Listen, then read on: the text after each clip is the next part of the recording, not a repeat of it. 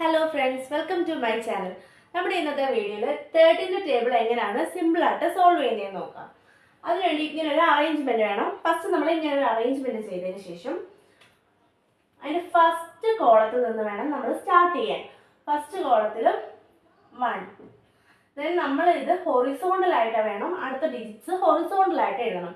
1 2 3 4 5 6 7 8 9 10 11 12 30.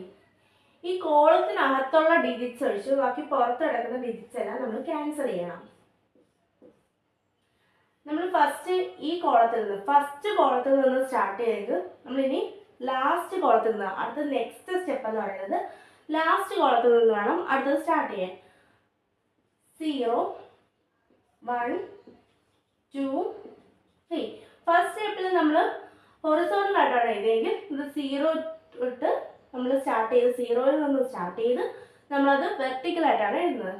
0 1 2 3 4 5 6 7 8 9. കണ്ടോ എത്ര സിമ്പിൾ ആയിട്ടാണ് നമ്മൾ 13 സോൾവ് ചെയ്തത്. അപ്പോൾ നമ്മളെ ഈ ട്രിക്ക് എല്ലാവർക്കും ഇഷ്ടപ്പെട്ടെങ്കിൽ നമ്മളെ ചാനൽ ലൈക്ക് ചെയ്യുക, ഷെയർ ചെയ്യുക, സബ്സ്ക്രൈബ് ചെയ്യുക.